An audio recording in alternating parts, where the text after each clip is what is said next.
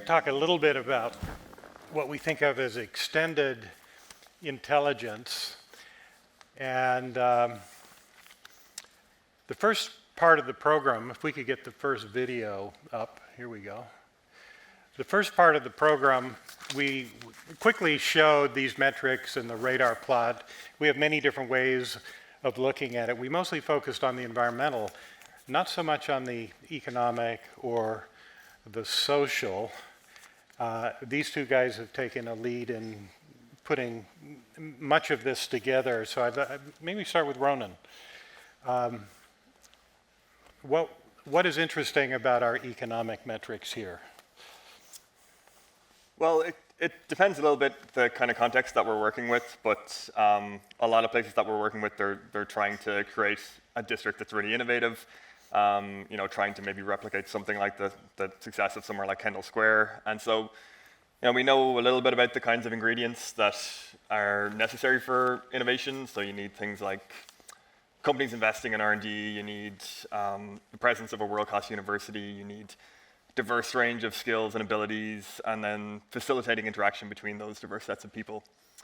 And so we develop different kinds of metrics to kind of indicate those various aspects. But then, other areas, innovation is kind of a nice to have, but it's not necessarily top of mind. Some places are more looking at kind of more basic measures of economic success. They just want to have kind of attainable jobs that can supply a living wage. So we kind of have to have more other measures that are more related to those kind of basic aspects of economic success. So it depends a little bit on the context.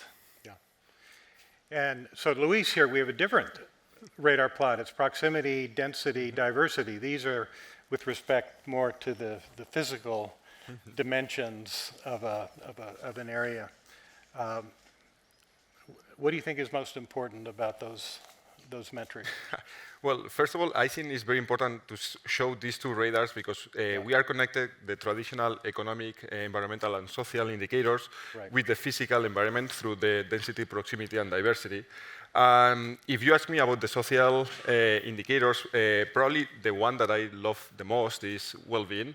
Why? Because it's messy, it's super difficult to calculate, and there is a lot of quantitative and qualitative information, and it's very related to the local situation. So, yeah, I think that's one of the indicators that are much interesting for me. I don't know if you want me to... Well, you also see innovation potential. Oh, yeah. So how do we calculate innovation potential? It seems very murky. Oh, yeah, that's another messy one. I see, Kent, that you like getting into the difficult ones. So right now, there are different ways. We have Christian, that he was a PhD student working on innovation in the country level, and then we reduce it into we kind of have a version for the district level where we were looking for a diversity of people sharing ideas, but also places where they were sharing ideas. For instance, Andorra, that is, we have people from Andorra here, probably they have the same diversity than Kendall Square, but the interaction between the diversity in Andorra is a little bit different because they have tourists.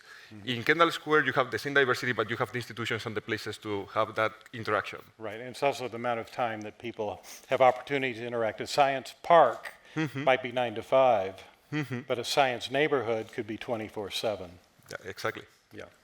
Let's look at this. So this is our Cityscope model of Kharkiv. Now, we don't really think of this as a master plan. It really is kind of an extended intelligence platform. But what does extended intelligence mean to you?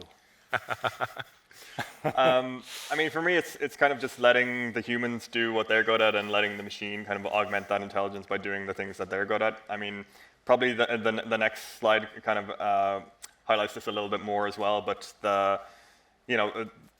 the humans can kind of make the major design decisions, but then there are certain aspects of the design that are a little more intricate, where there's a lot of different variables involved, and human intuition is kind of we don't have great intuitions for the difference between whether this is a 5-story building or a 6-story building and what's optimal. So we kind of use the combination of the human intelligence augmented by the machine intelligence to kind of fine-tune the decisions of the designers and the outcomes of the traditional design process. And Luis, in this video, I think it'll play in a second, there you can see the radar plot, and it's updating in real time as people are making changes. So what is that responding to that the humans are doing? Well, in this case, something that is very important is that we don't have like fixed indicators. Each project has their own challenge, and we have to build different indicators depending on the context. Here, this is a placeholder for Kharkiv, so that radar actually is not like a fully functional kind of radar. That's the whole purpose of this collaboration, not trying to get the data, try to get the unlikely partners around the table, the industry, the academia, the government, and the citizens making decisions. So this is just a first step, a strawman proposal, and in this case, this radar, again, the other ones, you could see that they had much information because we had data. All right, last video. Okay, so this is a digital model, it's not a physical model. And Ronan, you built this model. Explain what you are manipulating here. Yeah, so this is where the outcome of either like a traditional planning process or even a process facilitated by something like a cityscope would produce kind of basic design parameters, like where does residential go, where do different industries go. But then when you want to kind of fine-tune these kind of intricate details, you can use some kind of a generative or optimization model, which kind of takes all of those decisions from the people as parameters to work within. So the heights need to be between this and this, and you need to have this number of people employed there, and so on. And here there's restrictions on land uses in different areas, but then the model can kind of optimize within those parameters for some kind of well-defined objective. And in this case, it's just objective. It's maximizing for proximity between homes, workplaces, and amenities, but this could be optimizing for anything like CO2 emissions. So in other words, as people are making changes to those sliders in this case, you are programming it to keep the live-work relationship in harmony as well as the amenities. Yeah, so in that sense, it's generative because anything they do achieves that kind of harmony. Right. So it's always trying to keep those things in balance, and then you're just kind of tuning the parameters that it has to operate within. Right. So in this case, this is a little more detailed model, presumably that it would come later in the process. And now you see the hint of, some texture and materials. This is all AI generated. And so, Luis, what do you think is the potential of this? I don't know, Kent. This is your thing. Well, okay. So, these AI tools are amazing. They surprise you, they delight you, but they're not connected to a model like this yet. I mean, they're really disconnected. They're text-based. So what's beautiful about it potentially is that people in Kharkiv, for example, could express verbally what their vision of a streetscape could be, in terms of the elements that they interact with. But then what is generated ultimately should be connected to these three-dimensional models, and you bring together AI and generative tools and all the metrics.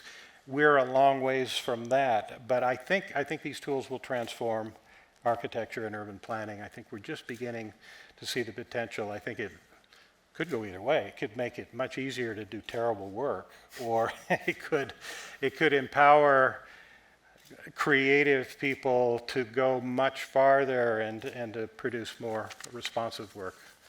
So we'll see. All right, that was fast. We're out of time. All right, thank you.